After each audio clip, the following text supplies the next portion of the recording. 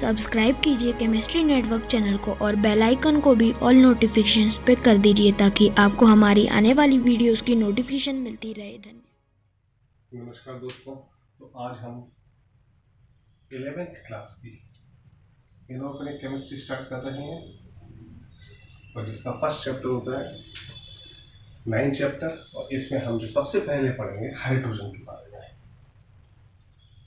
Hydrogen हमें इसके बारे में पढ़ना है। इसमें हम क्या क्या पढ़ेंगे, हाइड्रोजन का सिंबल क्या होता है, एटॉमिक नंबर क्या होता है, एटॉमिक मास क्या होता है, पोजीशंस क्या होती है, कैसे कैसे इसे बनाते हैं, इसकी फिजिकल प्रॉपर्टी क्या है, इसकी केमिकल प्रॉपर्टी क्या है, ये सब चीज़ें हम पढ़ेंगे। तो ज़्यादा समय न गवाते हुए हम स्टार्ट करते हैं। हाइड्रोजन, इसका सिंबल प्रतीक क्या होता है, सिंबल हाइड्रोजन का H होता है, ठीक है। इसके बाद इसका मॉलिक्यूलर फार्मूला क्या होगा, मॉलिक्यूलर फार्मूला वो होता है H2। H इसका एटॉमिक फार्मूला होता है, मॉलिक्यूलर फार्मूला क्या होगा H2, क्योंकि ये हमेशा डायटोमिक रूप में पाया जाता है तो H2 फॉर्म में पाया जाता है। इसके बाद इसका एटॉमिक नंबर क्या है, एटॉमिक नंबर वो होता है 1। एटॉमिक मास क्या है, एटॉमिक मास वह भी होता है 1। पोजीशन क्या होती है इसकी, पीरियोडिक टेबल में या कहां पे होता है, पीरियोडिक टेबल में या फर्स्ट ए में होता है। क्लियर, इसमें किसी को कोई दिक्कत। Hydrogen symbol is H, molecular formula is H2, atomic number is 1, atomic mass is 1 and position it placed in first A in periodic table. Hydrogen क्या है, हाइड्रोजन का प्रतीक H, अणु सूत्र H2, परमाणु क्रमांक 1, परमाणु भार 1 और आवर्त सारणी में या फर्स्ट ए में स्थित होता है। इसमें किसी को दिक्कत नहीं। अब इसके बारे में थोड़ा सा देखें। आवर्त सारणी जब स्टार्ट होती है, पीरियोडिक टेबल जब स्टार्ट होती है, सबसे पहला एलिमेंट ये है। जब सबसे पहला है तो इसका मतलब इसका एटॉमिक नंबर भी कम होगा और एटॉमिक मास भी कम होगा, तभी ये नंबर फर्स्ट पे है। तो हम इसके कह सकते हैं सबसे हल्की गैस है, लाइटेस्ट गैस है। दूसरी चीज, इसकी संयोजकता कितनी होती है, संयोजकता को अपन वैलेंसी भी कहते हैं। वैलेंसी वो क्या होती है, +1, क्योंकि इसके आउटर मोस्ट में एक इलेक्ट्रॉन होता है, तो जो एक ही दूसरे से लेता है या दे सकता है, तो जब किसी के में बराबर होते तो फिर अपन वही मानते हैं, और फिर प्लस में होते हैं इसकी क्या होगी, +1। नेक्स्ट क्या है, ये रिड्यूसिंग एजेंट होता है। किसी भी चीज के साथ अगर रिएक्शन करेगा तो उसका रिडक्शन कर देता है, तो ये सबसे अच्छा रिड्यूसिंग एजेंट है। और इसकी खोज किसने की थी, इसकी खोज की थी लेवोसियर नामक वैज्ञानिक ने। तो जैसा अब हम देख रहे हैं कि hydrogen symbol H, molecular formula H2, atomic number 1, atomic mass 1, position it placed in first position and valency is +1। Hydrogen का प्रतीक H, परमाणु क्रमांक 1, परमाणु भार 1, संयोजकता 1 और आवर्त सारणी में फर्स्ट ए में होता है। यह सबसे हल्की गैस है क्योंकि यह सबसे हल्की गैस है, इसकी संयोजकता 1 होती है। दूसरा, यह बहुत अच्छा अपचायक प्रकृति का होता है, रिड्यूसिंग एजेंट होता है, दूसरे का अपचयन कर देता है। और नेक्स्ट इसके बाद क्या है कि इसकी जो खोज की थी वो किसने की थी, लेवोसियर नामक वैज्ञानिक ने। क्लियर, इसमें किसी को कोई डाउट, आगे चले। सेकंड क्या है, हाइड्रोजन के आइसोटोप्स।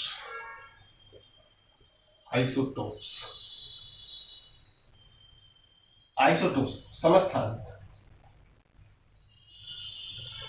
हाइड्रोजन के कितने समस्थानिक होते हैं, हाइड्रोजन के 3 समस्थानिक होते हैं। एक होता है प्रोटियम, दूसरा होता है ड्यूटेरियम और तीसरा होता है tritium. Protium, deuterium and tritium. Protium को हम दिखाते हैं किससे, H11, मतलब इसका परमाणु क्रमांक भी 1, परमाणु भार भी 1। ड्यूटेरियम का H12, परमाणु क्रमांक 1, परमाणु भार 2। ट्राइटियम इसका होता है H13, इसको हम T से भी दिखाते हैं, रेडियो एक्टिव होता है, रेडियो एक्टिव एलिमेंट्स है, नेचर का होता है। इसे हैवी वाटर भी कहते हैं।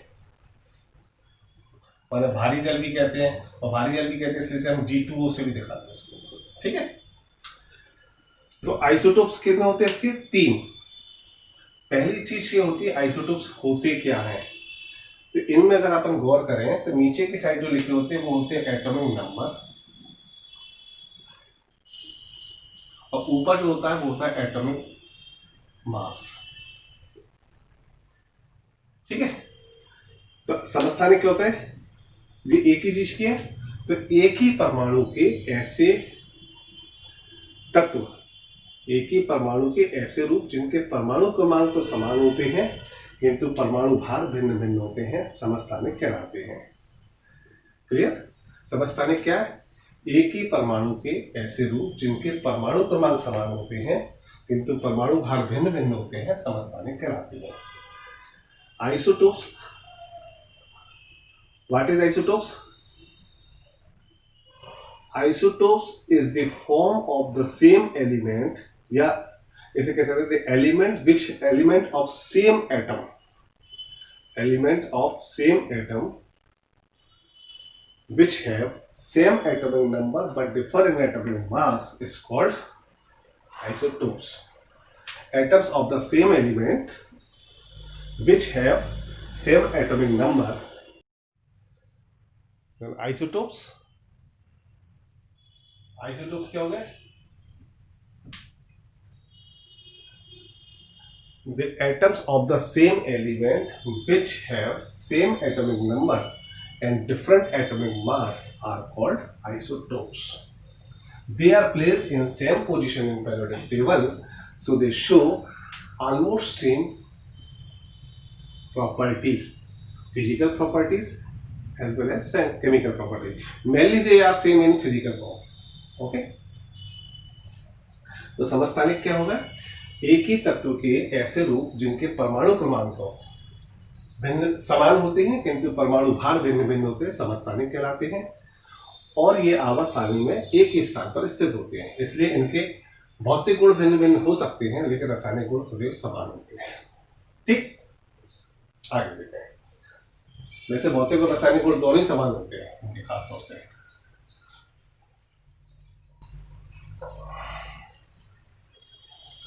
Next, types of hydrogen. Types of hydrogen. Hydrogen के प्रकार। हाइड्रोजन के प्रकार कितने होते हैं? 2 होते हैं। और ये खोजा किसने था? इसकी खोज की थी लेवोजियर नामक वैज्ञानिक ने। उन्होंने बताया था कि जैसे हम अभी तक समझते आए हैं कि न्यूक्लियस होता है और न्यूक्लियस के चारों ओर इलेक्ट्रॉन रिवॉल्विंग करते रहते हैं, चक्कर लगाते रहते हैं, लेकिन इन्होंने बताया था कि इलेक्ट्रॉन तो न्यूक्लियस के चारों चक्कर लगाते हैं, साथ में न्यूक्लियस भी चक्कर लगाता है, और न्यूक्लियस के चक्कर भी दोनों डायरेक्शन हो सकते हैं, क्लॉकवाइज भी हो सकते हैं और एंटी क्लॉकवाइज भी हो सकते हैं। ठीक है, तो अब इसके बेस पे उन्होंने बताया कि हाइड्रोजन कितने टाइप के होते हैं? 2 तरह के होते हैं। एक होता है ऑर्थो हाइड्रोजन,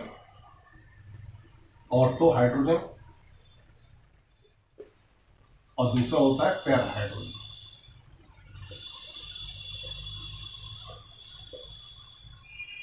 जी कैसे पता पड़ता है?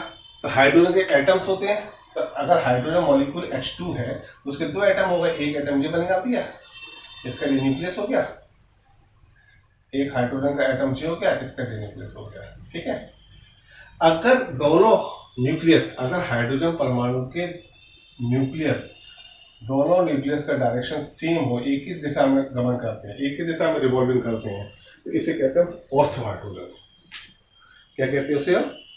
Ortho hydrogen. यदि हाइड्रोजन परमाणु में उपस्थित नाभिक के चक्रण एक ही दिशा में होते हैं तो उसे हाइड्रोजन को क्या कहते हैं? Ortho hydrogen. और यदि चक्रण विपरीत दिशा में होते हैं तो उसे पैरा हाइड्रोजन कहते हैं। जैसे अब जी एक हाइड्रोजन परमाणु हो गया, न्यूक्लियस हो गया, एक जी हाइड्रोजन परमाणु हो गया, इसका न्यूक्लियस हो गया, न्यूक्लियस। अब जी वाला तो क्लॉकवाइज घूम रहा है और दूसरा वाला एंटी क्लॉकवाइज, तो जी कौन सा हो गया? Para hydrogen. समझ में आया? तो टाइप्स को किसने डिस्कवर किया था? लेवोजियर नामक वैज्ञानिक। उन्होंने बताया था कि किसी भी तत्व के परमाणु में इलेक्ट्रॉनों के साथ साथ नाभिक में भी घूर्णन होता है। यदि किसी परमाणु हाइड्रोजन परमाणु के यदि ऐसे भिन्न भिन्न हाइड्रोजन परमाणु जिनके नाभिकों का चक्रण एक ही दिशा में होता है तो उसे कहते हैं ऑर्थो हाइड्रोजन। और यदि हाइड्रोजन परमाणु के चक्र अलग अलग दिशाओं में होते हैं तो ऐसे हाइड्रोजन परमाणु को पैरा हाइड्रोजन कहते हैं। क्लियर? तो टाइप्स का क्या था? Scientist Heisenberg stated that there are two types of hydrogen. Like electron, nucleus are also spin at on its axis. When the nucleus of both the hydrogen atom spin in the same direction, then it is called orthohydrogen. If the nucleus of the both hydrogen is spin oppositely, then it is called parahydrogen. Clear? Hydrogen परमाणु में उपस्थित नाभिक भी अपने अक्ष पर चक्कर लगाते रहते हैं। यदि हाइड्रोजन अणु में उपस्थित परमाणुओं के नाभिकों के चक्र एक ही दिशा में होते हैं, क्लॉकवाइज होते हैं, तो उसे ऑर्थो हाइड्रोजन कहते हैं। यदि हाइड्रोजन अणु के परमाणुओं में उपस्थित नाभिकों के चक्रण विपरीत दिशा में होते हैं तो ऐसे हाइड्रोजन परमाणु को पैरा हाइड्रोजन परमाणु कहते हैं। क्लियर? चलिए अब आगे देखें। तो अभी हमने क्या क्या पढ़ा? हाइड्रोजन क्या होता है, कहाँ रहता है, उसका एटॉमिक नंबर क्या था, एटॉमिक मास क्या था, कितने तरीके का था, उसके आइसोटोप्स क्या थे। अब इसके बाद आता है इसके प्रिपरेशन मेथड, बनाने की विधियां। तो सबसे पहली विधि हम लेते हैं लैब मेथड, जो सबसे इंपॉर्टेंट है।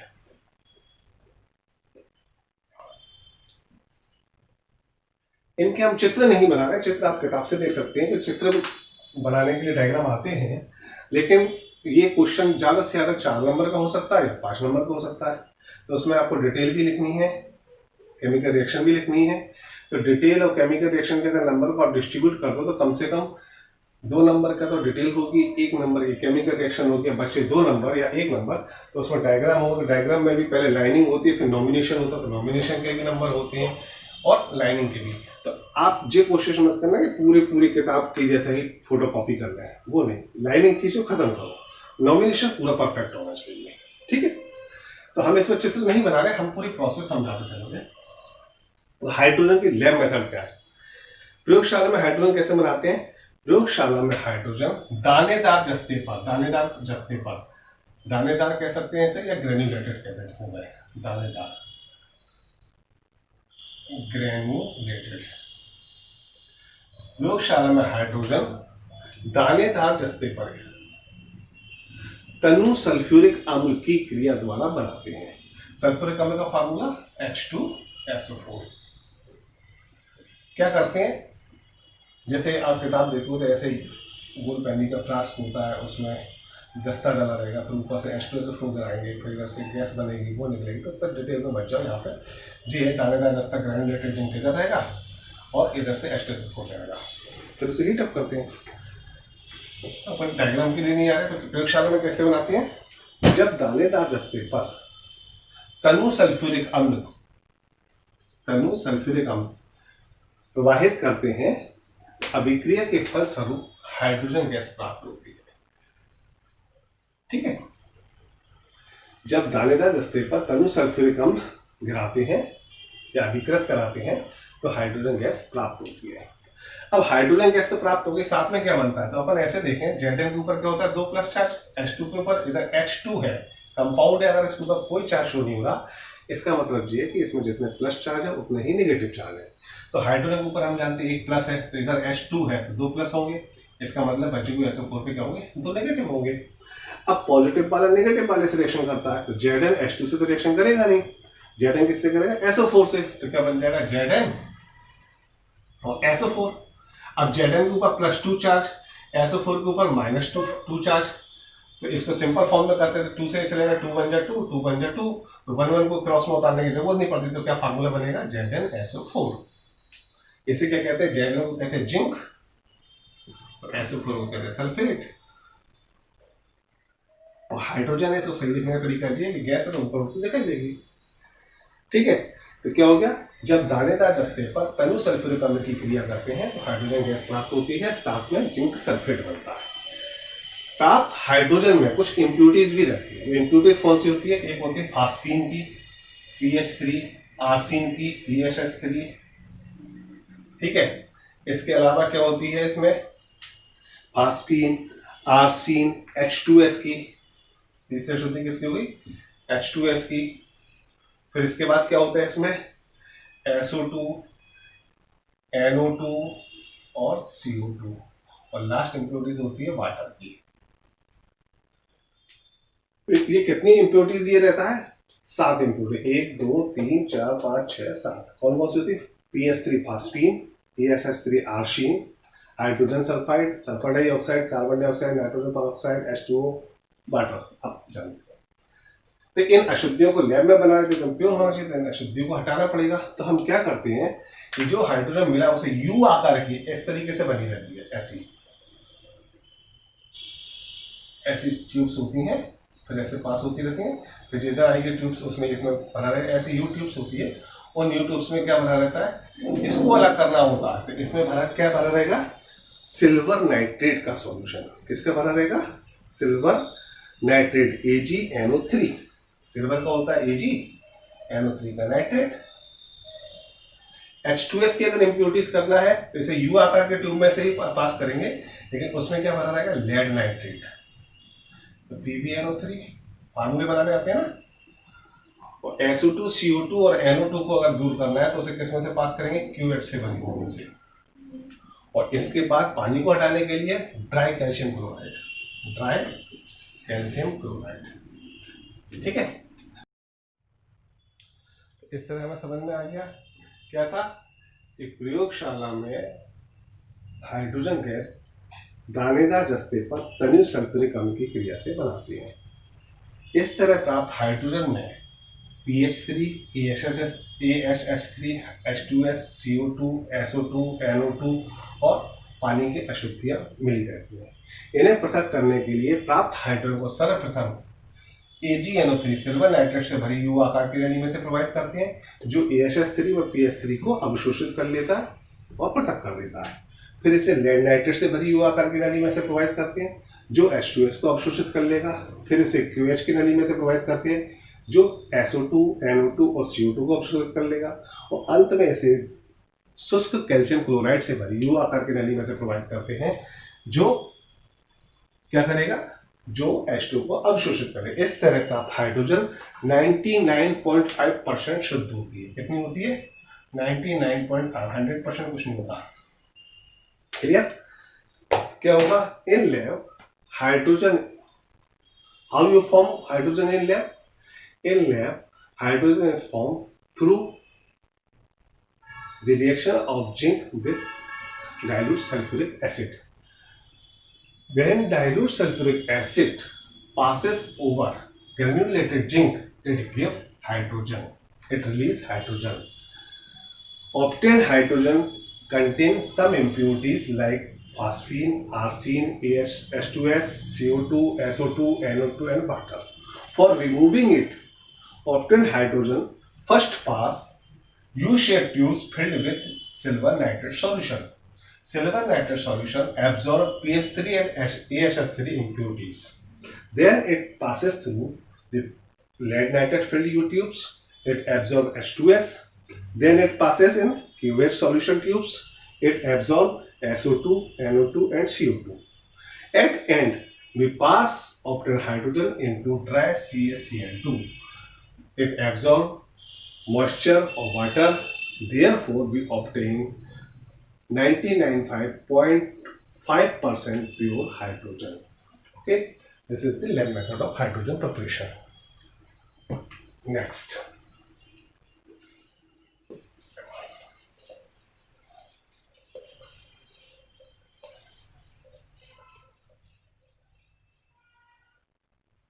next process is Lane process.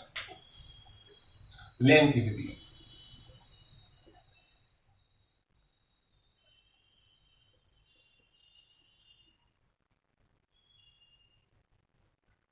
इसमें कैसे बनाते हैं?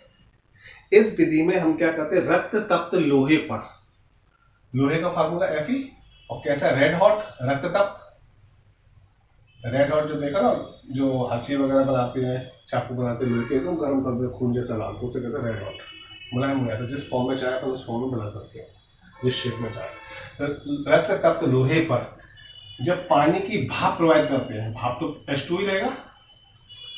अब जो रक्त तप्त नॉर्मली कितने पता, 600 से 900 टेम्परेचर के बीच में।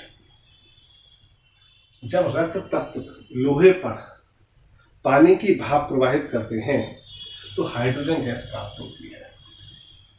हाइड्रोजन बन गई। अब जी होगा Fe और O, साथ में क्या बनता है, फेरिक ऑक्साइड। ठीक है, Fe के ऊपर क्या रहता है, 3 चार्ज प्लस के, H के ऊपर 2 प्लस, ऑक्सीजन के ऊपर 2 माइनस, तो प्लस वाला माइनस से करेगा तो Fe माइनस, इसके ऊपर 3, इसके ऊपर 2, क्रॉस में उतने को सिंपल तो हो नहीं सकता, Fe2O3 बन जाएगा फार्मूला। ठीक है, इसका नाम क्या होता है, फेरिक ऑक्साइड। ठीक, तो क्या बने है, इसकी डेफिनेशन क्या बनी, लैंग की विधि में क्या करते हैं, जब रक्त तप्त लोहे पर पानी की भाप, जिसे कहते हैं स्टीम, जब रक्त तप्त लोहे पर पानी की भाप प्रवाहित करते हैं तो हाइड्रोजन गैस प्राप्त होती है, साथ में फेरिक ऑक्साइड होता है। क्लियर? जब 600 से 900 पे करोगे तो स्टीम तो बन ही जाएगा पानी का, तो क्या होगा, इंग्लिश क्या है, when steam passes over red hot iron we get hydrogen and ferric oxide is also formed. It is a reversible reaction. It is a reversible reaction. So hydrogen continuously separated. Hydrogen को लगातार हटाते रहना चाहिए, नहीं तो क्या होगा, ये वापस बन जाएगी, जो इसमें रिएक्शन करके वापस आ जाएगी। आए समझ में? लेन विधि क्या होगी, जब रक्त तप्त लोहे पर पानी की भाप प्रवाहित करते हैं तो हाइड्रोजन गैस प्राप्त होती है, साथ में फेरिक ऑक्साइड बनता है। यह एक उत्क्रमणीय अभिक्रिया है, इसलिए प्राप्त हाइड्रोजन को लगातार हटाते रहेंगे। जब रिवर्सिबल को इरिवर्सिबल करना हो तो एक प्रोडक्ट हटा दो, तो इसे हटाते रहेंगे, बाकी मिलेगा ही नहीं, रिएक्शन करने वापस हो ही नहीं सकती। Clear? Next, when steam passes over red hot iron obtain hydrogen and ferric oxide. It is a reversible reaction, so removal of hydrogen continuously carried out, continuously separated. next process क्या है, यूनो process. यूनो process,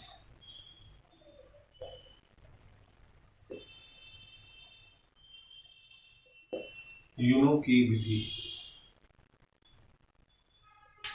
इसमें क्या होता है, in this process aluminium is treated with aqueous hot concentrate NaOH solution. Aluminium is treated with aqueous hot NaOH solution. Solution है तो वाटर तो हो गई।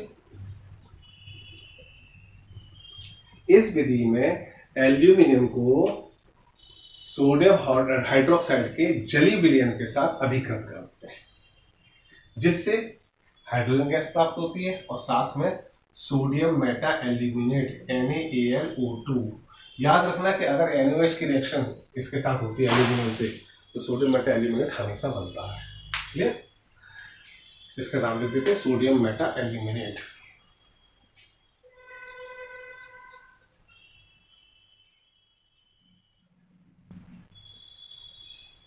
ठीक, तो क्या होगा, in this reaction in this process aluminum is treated with aqueous hot concentrate NaOH solution, so we get hydrogen and sodium metaluminate is also formed।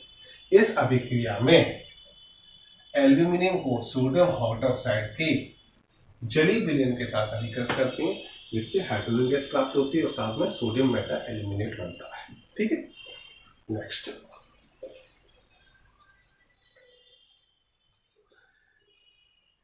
Process है electrolysis of water. Electrolysis of water, ठीक है। जल के विद्युत अपघटन से, जल के विद्युत अपघटन से। जल के विद्युत अपघटन से कैसे होते हैं? विद्युत अपघटन में याद रखना कि हमेशा जब इलेक्ट्रोलाइसिस होती है तो सबसे पहले इलेक्ट्रोलाइसिस को हिंदी में कहते हैं आयनन। तो आयनन क्रिया होती है, आयनन के मतलब आयनन में टूट जाते हैं और फिर उनके आयनन को न्यूट्रल कर दिया जाता है। न्यूट्रल होने के बाद आपस में जिस फॉर्म में रहते हैं उस फॉर्म में आ जाते हैं।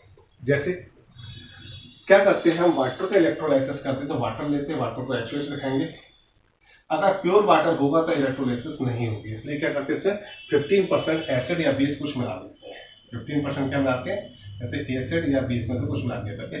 इस विधि में क्या करते हैं, जल में 15% अम्ल या क्षार मिला देते हैं, फिर इसका आयनन करते हैं। तो आयनन करेंगे तो आयनन में टूट जाएगा, H के ऊपर एक प्लस चार्ज, ऑक्सीजन OH के ऊपर नेगेटिव चार्ज।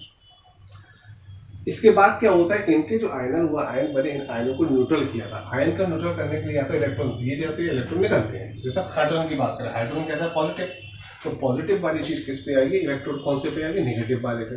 और नेगेटिव वाले इलेक्ट्रोड कौन सा कहलाता है, कैथोड। तो जो रिएक्शन होगी वो क्या करेगी, एट कैथोड। कैथोड पे क्या होगा, जो हाइड्रोजन है H+, ये अपना एक इलेक्ट्रॉन ले लेगा, क्योंकि ये प्लस है, न्यूट्रल करना है तो एक माइनस जोड़ दो, दोनों के चार्ज कैंसिल हो जाएंगे। एक इलेक्ट्रॉन ले लेगा और क्या बन जाएगा, H। अब अगर अपन इसको देखना चाहें यदि कहाँ से है, तो एक काम करो, इलेक्ट्रॉन कहाँ से है इसको देखने के लिए पहले रिएक्शन कर दो इलेक्ट्रॉन होगी। तो पहले हम कर देते at anode. Anode means negative वाला चला जाएगा कैथोड। तो OH के पास एक नेगेटिव चार्ज है। तो ये क्या करेगा, अपने में से एक इलेक्ट्रॉन छोड़ देगा। जो इलेक्ट्रॉन छोड़ेगा तो उस साइड बनेगा आगे। इसको अपन ऐसे दिखा सकते हैं, चाहे तो इधर माइनस कर दो चाहे उधर कर दो, बात एक ही है। OH प्लस इलेक्ट्रॉन हो गया, एक इलेक्ट्रॉन मिल गया। अब क्या होगा, JOH और JOH दो मिल जाएंगे आपस में, क्या बना देंगे H2O और ऑक्सीजन फ्री हो जाएगी। तो ऑक्सीजन कहां पर रिलीज होगी, N पर। अब हमें चाहिए तो हाइड्रोजन है, तो क्या करेंगे, एट कैथोड। जो हाइड्रोजन है उस पर पॉजिटिव चार्ज है, यहां से जो इलेक्ट्रॉन मिला उसके साथ रिएक्ट कर जाएगी और ये कैसी होगी, न्यूट्रल हो जाएगी। और हाइड्रोजन कभी भी अकेला नहीं रहता है, तो H2 फॉर्म में रहता है, तो H प्लस H क्या बन जाएगा, H2J। तो जब हम जल का विद्युत अपघटन करते हैं तो हाइड्रोजन में कहाँ मिलती है, कैथोड पर, और ऑक्सीजन कहाँ मिलेगी, एनोड पर। समझ में आया? ये थे अपने बनाने की विधियां। अब इसके बाद आते हैं इसके भौतिक गुण।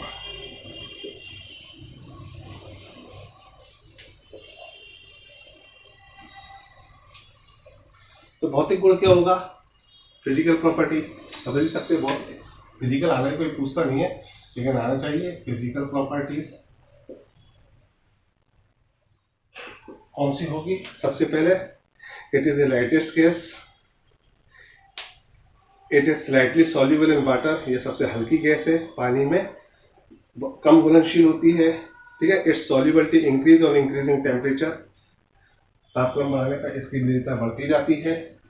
ठीक है, समझ में आ रहा है ना? अब इसके बाद जो आती है केमिकल प्रॉपर्टीज आती है। तो अभी हमने क्या क्या पढ़ लिया, हाइड्रोजन क्या होती, कैसे बनती, क्या हो, सब कुछ जो पढ़ लिया। रंगीन है, स्वादहीन होती है, गैस होती है, ज्वलनशील होती है लेकिन जलने में सहायक होती है। It is inflammable but not help in inflammation. ठीक है, अब आते हैं हम रिएक्शंस पर। तो रिएक्शन को याद करने का सबसे सिंपल तरीका हम आपको बता देंगे। जैसे हम रिएक्शन करते हैं, सबसे पहली रिएक्शन हम करते हैं हैलोजन के साथ, रिएक्शन विद हैलोजेंस। पहली हो गई हैलोजेंस। हैलोजेंस कौन सी होती है, एक्स, और वो क्या होती है FClBrI, FClBrI कुछ भी हो सकता है, मतलब किसी से भी रिएक्शन करा दे। वो हाइड्रोजन कैसे होती है, हमेशा नेगेटिवली चार्ज। कैसे होती है, नेगेटिवली चार्ज। तो हाइड्रोजन है तो हाइड्रोजन की रिएक्शन कराते हैं हाइड्रोजन H2 फॉर्म में, इसकी हैलोजन से। तो अब पढ़ते हैं अपन केमिकल प्रॉपर्टी। केमिकल प्रॉपर्टी में सबसे पहले लेते हैं विद हैलोजेंस। हैलोजन क्या होती है, X, FClBrI कुछ पर, हैलोजन कैसे होते हैं, नेगेटिवली चार्ज। जब हैलोजन की रिएक्शन हाइड्रोजन से करते हैं, जैसे H2 प्लस Cl2, बहुत सुना Cl के बारे में, तो क्या हो जाएगा, H और Cl की रिएक्शन हुई है, H के ऊपर एक प्लस चार्ज, हाइड्रोजन को क्लोरीन के ऊपर एक नेगेटिव, तो दोनों बराबर होते खड़े आते हैं, तो कुछ लिखने की जरूरत है, क्या बनेगा HCl। इसका नाम क्या होगा, हाइड्रोजन क्लोराइड। तो क्या होगा, when hydrogen react with chlorine it give hydrogen chloride. अगर हम Cl की जगह Br ले लेते Br2 तो क्या बन जाता, HBr। बैलेंसिंग करना आती है, इसको 2 कर दो, इससे भी 2 कर दो, बैलेंस। तो when hydrogen react with bromine it give hydrogen bromide, जो हेलोजन के साथ रिएक्शन हो गई। क्लियर। ऐसे ही अब हम करते हैं ऑक्सीजन के साथ reaction, reaction with oxygen. Oxygen क्या होता है, O2, तो ऑक्सीजन से रिएक्शन कर दो प्लस O2। तो जानते हैं हाइड्रोजन और ऑक्सीजन के रिएक्शन से क्या बनता है, H2O। नॉर्मली नहीं तो हम बनाना सीख लेते हैं। जब H की रिएक्शन ऑक्सीजन से, जो हाइड्रोजन की रिएक्शन ऑक्सीजन से होती है तो पानी बनता है। अब पानी का फार्मूला नहीं पता, कोई दिक्कत नहीं, वैसे भी H के ऊपर 1 प्लस चार्ज, ऑक्सीजन के ऊपर 2 माइनस, क्रॉस आउट करेंगे तो H2 इधर आएगा, वो उधर आएगा। इसको भी बैलेंस कर दो, क्या हो गया, 2 लगा दो, 2 हो गया। तो क्या हो गया, जब हाइड्रोजन की क्रिया पानी के साथ करते, वो ऑक्सीजन के साथ करते हैं तो पानी बनता है। When hydrogen react with oxygen it give water. ठीक है, बहुत सिंपल थी, लेकिन अब जो लिख रहे हैं वो थोड़ी सी अच्छी है। अब करते हैं हाइड्रोजिनेशन, हाइड्रोजीनीकरण। हाइड्रोजीनीकरण का मतलब होता है हाइड्रोजन के साथ रिएक्शन किसी भी चीज की। और डिहाइड्रोजीनीकरण कहते हैं तो उसका मतलब हाइड्रोजन निकाल दो। Hydrogenation means reaction with hydrogen, और dehydrogenation means remove the hydrogen. तो ये क्या है, हाइड्रोजिनेशन, HYDROGenation। अगर इसके आगे D लगा दो या B लगा दो तो मतलब वो चीज हटा दो। अब हम क्या करते हैं, इसमें एल्कीन, एल्केन, एल्काइन 3 कार्बनिक यौगिक पड़े हैं, तो हम उनसे लेते हैं। जैसे सबसे पहले लेते हैं एल्कीन। एल्कीन सबसे सिंपल ले लिया हमने, CH ट्रिपल बॉन्ड CH। इसे कहते हैं एसिटिलीन। क्या नाम होता है इसका, एसिटिलीन। और ये क्या है, एल्कीन, सॉरी एल्काइन है, ट्रिपल बॉन्ड है ना, ट्रिपल बॉन्ड वाला एल्काइन कहलाता है। इसका हम हाइड्रोजनेशन कर देते हैं। Hydrogenation means reaction with hydrogen. तो हाइड्रोजन से होगी तो एक H इसके साथ आएगा, एक H इसके साथ आएगा, क्या हो जाएगा, CH2 हो जाएगा, और इधर भी CH2 हो जाएगा। अब क्या है, इधर ट्रिपल बॉन्ड था, इधर कितने बॉन्ड आएंगे, तो ट्रिपल बॉन्ड क्या है कि कार्बन की वैलेंसी 4 होती है, एक जो जुड़ा हुआ है इसमें 3 जो बॉन्ड थे। अब यहाँ पे 2 जुड़े थे, कितना करना पड़ेगा, 2। अब जो 2 डबल बॉन्ड से जुड़ते हैं तो उसे क्या कहते हैं हम, एल्कीन। और एल्कीन में जो कौन सी हो गई, इथिलीन। 2 कार्बन है इसलिए क्या कराएंगे जी, इथिलीन। ठीक है। तो when the hydrogenation of alkyne carried out, we obtain alkene।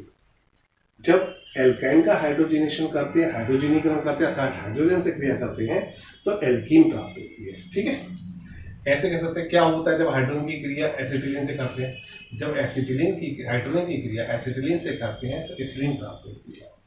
अब इथिलीन की भी तो पी सकते हैं, तो ये सब क्या अनसैचुरेटेड है, सैचुरेटेड में जब तक नहीं बदले तब तक रिएक्शन होगी। तो CH2 डबल बॉन्ड CH2, इसकी भी रिएक्शन कर दी हाइड्रोजन से, सेम वही प्रोसेस एक एक। तो क्या होगा, CH3, इधर भी CH3। अब कार्बन की बैलेंस 4 थे, 3 जुड़े तो सिंगल से, तो इसे कहते हैं एल्कीन। सिंगल बॉन्ड से जुड़ा हो तो क्या कहलाता है, एल्केन। और ये कौन सा होगा, ईथेन। 2 कार्बन है ना, ईथेन। तो क्या, जब एल्कीन का हाइड्रोजनेशन करते हैं एल्कीन बनते हैं, माने जब इथिलीन का हाइड्रोजनीकरण करेंगे तो ईथेन प्राप्त होगा। तो ये होता है हाइड्रोजनेशन। हाइड्रोजनेशन क्या समझा, when the hydrogenation of alkyne carried out we obtain alkene, और when hydrogenation of alkene carried out we obtain alkene. जब हम एल्काइन का हाइड्रोजनीकरण करते हैं अर्थात हाइड्रोजन से क्रिया कराते हैं एल्कीन प्राप्त होती है, और जब एल्कीन की क्रिया कराते हैं तो एल्कीन प्राप्त होती है। और ये क्रिया तब तक चलती रहती है जब तक कि अनसैचुरेटेड सैचुरेटेड को नहीं बदल जाए, संतृप्त असंतृप्त हाइड्रोकार्बन संतृप्त में नहीं बदल जाते। एल्कीन और एल्काइन असंतृप्त होते हैं और ये संतृप्त होता है। क्लियर, ये इसका था। इसके बाद यूजेज गुब्बारों में भरने में आता है, वायुयान में आता है, ये सब चीजें वो तो आप जानते पढ़ सकते हैं। अब आएगा इसका स्ट्रक्चर, संरचना इसकी कैसे होती है, वी शेप्ड होती है। ऐसे ऑक्सीजन बीच में होगी, एक H इधर एक H इधर, वी बनेगा उल्टा। तो स्ट्रक्चर कैसा होगा, वी शेप्ड। ठीक, बॉन्ड एंगल इसका कितना होगा, बॉन्ड एंगल नॉर्मली 105 डिग्री कहते हैं, जबकि एक्चुअली होता है 104.5। जी कितना होगा, 104.5 डिग्री। ठीक है। हाइब्रिडाइजेशन कैसा होगा, संकरण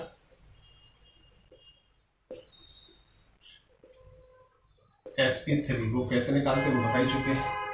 तो इसका स्ट्रक्चर क्या होगा, इसकी आकृति द्वि आकार की होती है। इसमें ऑक्सीजन और हाइड्रोजन के दोनों हाइड्रोजन परमाणु के मध्य में 105 डिग्री का बंध कोण पाया जाता है और इसकी संकरण कौन सा होता है, sp3, तो जो पूरा हाइड्रोजन है। ठीक है, आज के लिए इतना, इसके बाद हम करेंगे हाइड्रोजन परऑक्साइड। Thank you.